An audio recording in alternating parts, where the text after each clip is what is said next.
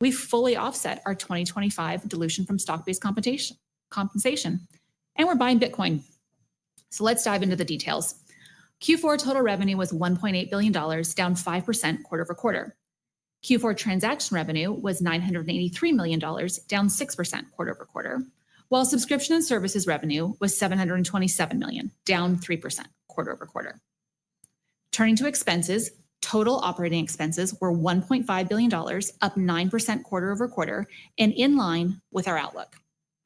Technology and development, general and administrative, and sales and marketing expenses collectively increased 14% quarter over quarter, primarily driven by costs associated with the recently closed acquisitions of Deribit and Echo, and higher USDC rewards, reflecting the record USDC balances held in Coinbase products.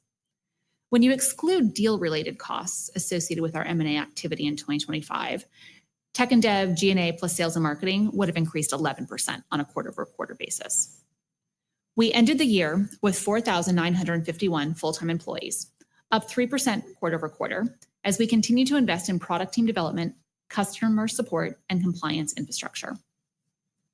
Adjusted EBITDA in the fourth quarter was $566 million, and adjusted net income was $178 million. On a GAAP basis, we reported a net loss of $667 million, primarily driven by a $718 million unrealized loss on our crypto investment portfolio and a $395 million loss on strategic investments, which includes our investment in Circle.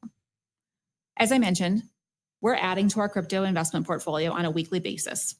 We've modestly increased the size of our weekly purchase to build positions in these price markets.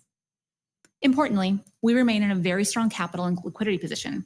We ended the year with $11.3 billion in cash and cash equivalents and total available resources of approximately $14.1 billion when you include our crypto assets held for investments and collateral.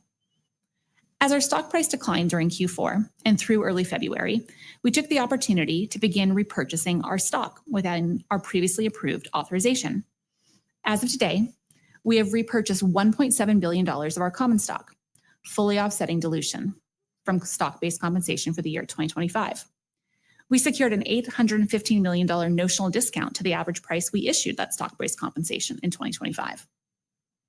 In January, our board approved an additional $2 billion share repurchase authorization, which we plan to continue to deploy opportunistically when we see price dislocations and to manage down our future dilution from stock-based compensation. Now I'm going to touch briefly on our Q1 outlook.